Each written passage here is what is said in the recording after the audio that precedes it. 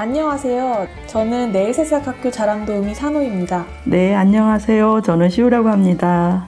네, 저희가 팟캐스트를 시작한 지 어느새 2년이 다 되었더라고요. 와, 벌써요? 네. 그래서 쭉 돌아봤는데, 돌아보니까 그동안 아이들 이야기, 또 엄마 아빠 이야기, 선생님들 이야기는 많이 했는데, 정작 대안학교에 대한 이야기는 한 번도 다뤄보지 않았더라고요.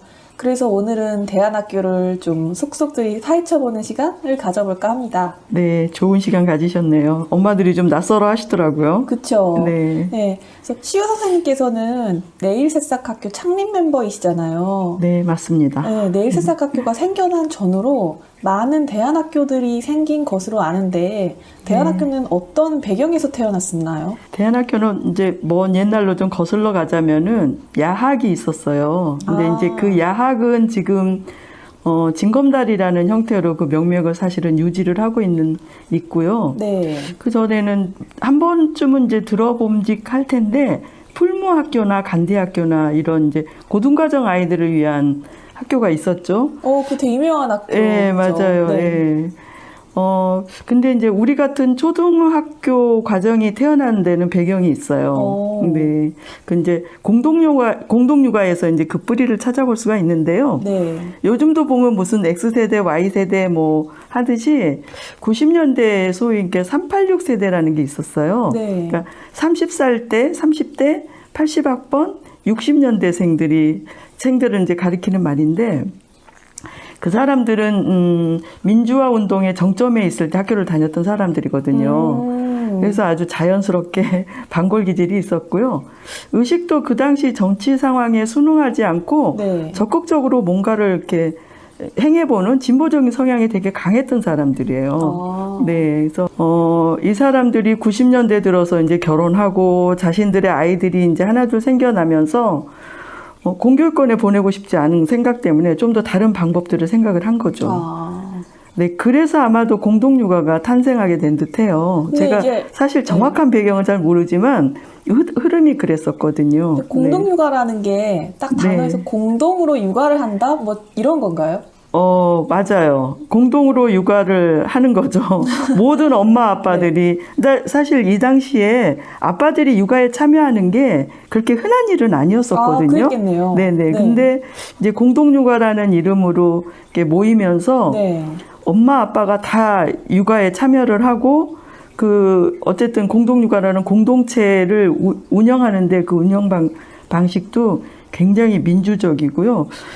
민주주의를 실천하려고 굉장히 했다고 보여져요.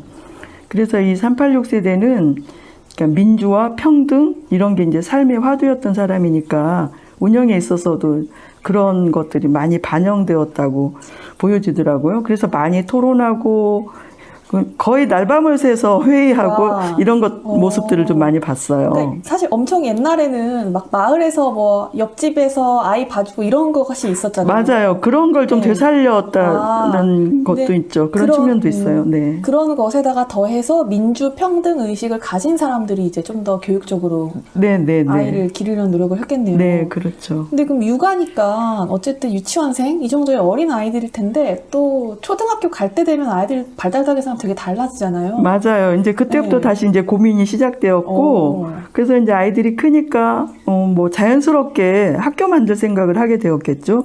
왜냐하면 이제 그때는 공동육아가 상당히 성공적이었으니까 자연스럽게 학교가 만들어진 것 같아요. 그래서 요즘 이제 우리 같은 초등과정 대안학교들이 이 시기에 이제 탄생을 많이 하게 된 거죠. 학교 만든다는 게 되게 그 당시에는 흔한 생각은 아니었을 것 같아요. 왜냐하면 학교는 나라에서 만드는. 맞아요. 그래서 어려움도 많이 겪고 정말 회의를 많이 했어요. 이분들은. 그래서 그러니까 우리 학교는 사실 이제 교사들이 만든 학교인데 대부분의 이렇게 공동육아에서 학교로 가는 대안학교들은 학부모들이 모든 거를 책임졌었죠. 네, 교사들 중심보다는 학부모들 중심. 지금도 역시 그 기조를 계속 견지하고 있고요. 네, 그렇더라고요. 그럼 보통 뭐 어떤 교육 과정들을 가지고 있었나요? 역시 초등과정도 자연스럽게 그 민주적인 방식, 운영 방식을 채택을 했고요. 그 교육 커리큘럼은 생명, 중시, 그다음에 이제 공동체 의식, 그다음에 평등 이런 것들을 많이 녹여냈던 것 같아요. 그래서 자연스럽게 정말 자연에서 애들이 놀고 자유롭게 아이들이 자라기를 바랐죠.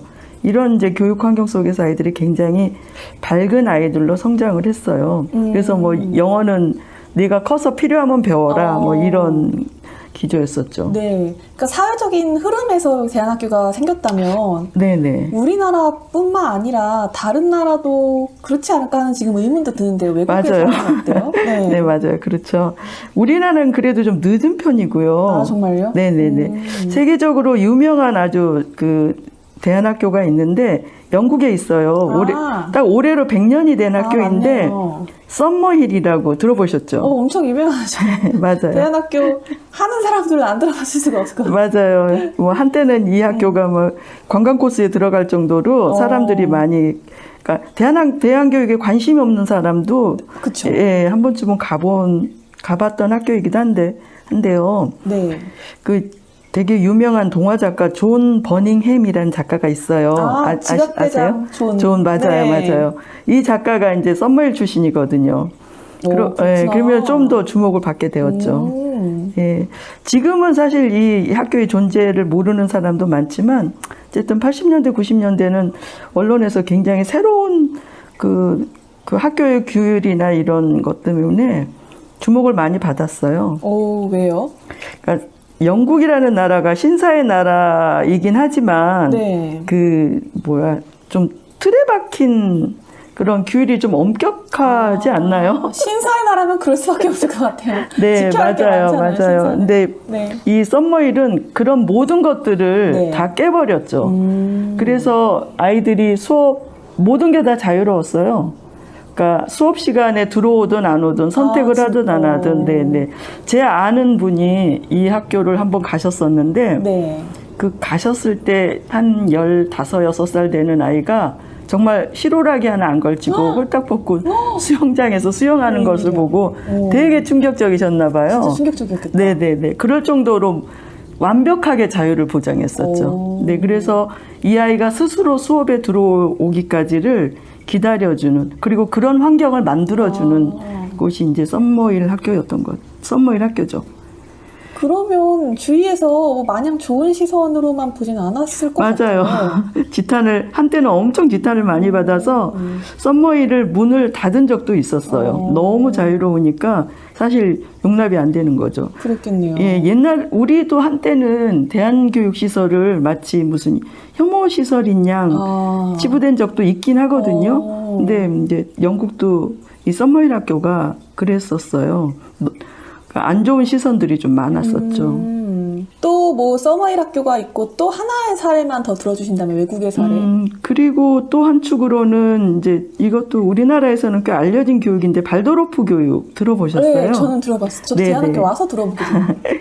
우리나라에 이제 발도르프 학교들이 꽤 있어요. 근데 이 발도르프 학교는 오스트리아의 인지학자 루돌프 슈타이너라는 사람의 교육사상을 바탕으로 세워진 학교거든요. 네.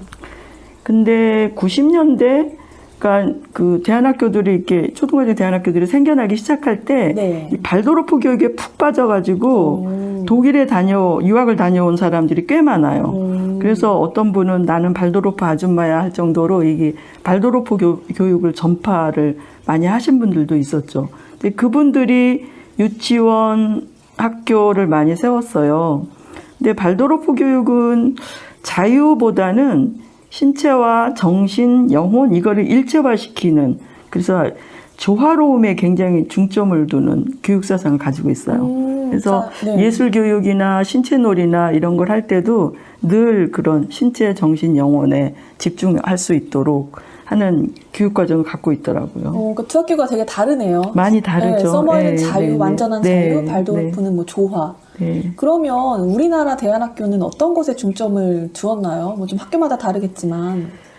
그러게요. 우리나라는 요즘 젊은 분들은 잘 이제 정말 역사 교과서에서나 보시겠지만 사실 엄청난 격변의 시기를 거쳐왔거든요. 60년대 더 거슬러 가면은 6.25 전쟁에서부터 60년대, 70년대, 80년대 근데 특히 이제 그 70년대 말 80년대 요 시절에 모든 사람의 화두는 아마 민주였을 거예요.